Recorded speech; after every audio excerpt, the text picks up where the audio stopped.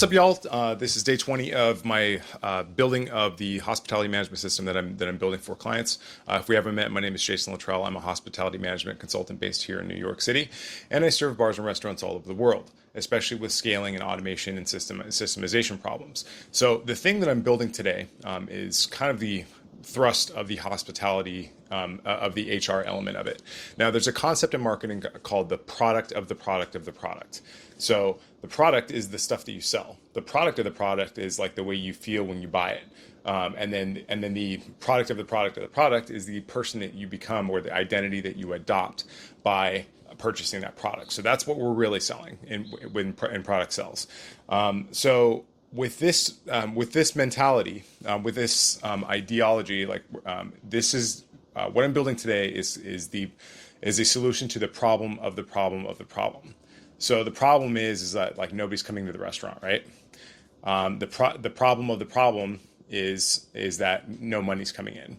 And then the problem of the problem of the problem, the source of all three of those problems is that there's probably either a product problem or a staff problem.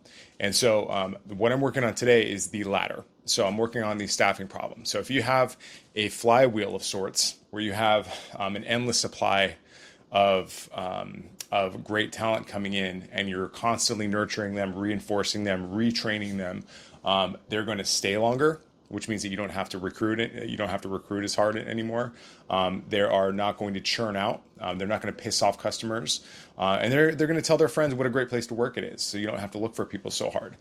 So it creates this kind of flywheel effect. And so the system that I'm building out today it all revolves around a recruiting event, which will happen once a month. So every bar or restaurant should always be recruiting all the time. You should always be looking for talent because life events, people change all the time. But this is a business critical element. Like if you don't have people selling your stuff or like cleaning the restaurant or cooking the food, then you don't have a product. So this is a very, very valuable lesson here that we've learned only recently, that culture matters. And if you are not big enough to have a full-time HR person that manages this stuff for you, then to do it manually, then you need processes and automations. And even places that do have HR and back office staff, like small groups and stuff like that, typically don't have these kind of systems in place. It's typically just document processing, yada, yada, yada. But getting back to the culture piece, is how are you remembering what people's work anniversaries are? Are you remembering their birthdays? Are you celebrating milestones? Are you giving them rewards for great service? Are you incentivizing people for doing amazing things? And so that's part of what I'm building. But the piece that I'm building today is the initial engagement. So like somebody comes into the bar restaurant, says they're looking for a job, which is becoming rarer and rarer, by the way. Then what do you do at that point?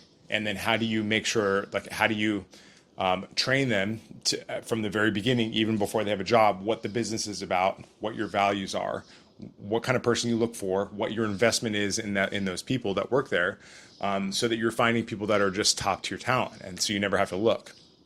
And so part of the process is that, first of all, I'm kind of debating whether or not we need somebody to come in person. I think that I'm okay with somebody applying virtually, but we are likely going to have people attend an event. So like a 3-hour event once a month, and then if you apply if you engage in the system, which is a quick form, by the way, name, phone number, and email address, then we will confirm you for the event, send you a calendar invite. And then send you emails leading up to the event, saying that we're looking forward to seeing you. By the way, here's the thing that you might want to know about us. And then if these are like qualifying things, so like we can track if they open up the emails first of all, and we can see if they're like organized enough, if they check their emails, like if they all this other stuff. So there's like legal HR stuff that we're definitely mindful of, but then there's like the technical stuff of like how do we get people to remind them and nurture them into the event while telling the story of the bar restaurant to make sure that they understand what they're getting themselves into. And so then there's the actual event where you kind of reinforce the values that you've portrayed in the onboarding sequence or in the nurture sequence leading up to the recruiting event. And then the next stage from that is doing either one-on-one or group interviews, which we also manage. And then from there, there's like two or three interviews, depending on how the client wants the process. And each of them with different levels, different understandings of what the expectations are. And then there's ultimately an offer letter, which we will send to a candidate who's been, if somebody is offered a job, then we will send them a legally binding offer letter, which is a legal protection as well, by the way.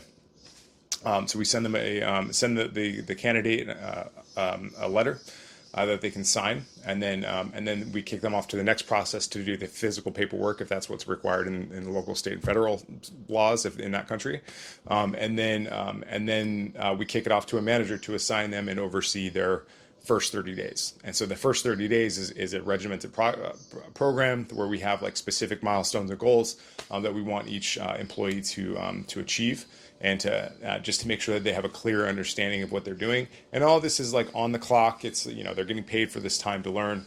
It's an investment, but that's why we have such a rigorous pre-employment process, is because we want to make sure that we're getting the right people that are willing to do this stuff, that really have the mindset required to be an excellent asset to the company. Because if you invest early into this kind of training, the dividends pay off for years. So it's an asymmetrical return on that kind of investment, and that's kind of what we're trying to systematize and operationalize for each client at scale. So if you have 20 employees at your restaurant, let's say you have 5 restaurants, then that's 100 employees. So you'd want to make sure that process was systematized, documented, in case anything happened, and you want to make sure that every interaction with that person is documented, which the system does automatically. And we use a CRM for that. So basically, we treat staff similarly to customers, and the fact that we document every interaction, we record when it's appropriate, and it's all above board and transparent. So this is the fun stuff for me. This is my nerd level 10. But it's like success, winning, profitability. It's not an event. It's a process, and every process can be documented, and some parts of the process can be automated. Again, I'm reticent of the fact that we are in hospitality and that personal touch is required. And it's much more personal. I mean, there's robots cannot replace this, but more often than not, essential work that protects you from liabilities, and essential work that makes people feel really good doesn't get done. And so through a system of nudging and automations and a little bit of artificial intelligence, we are going to make that process extremely reliable and at scale. All right, that's all I got for you today. See you next time.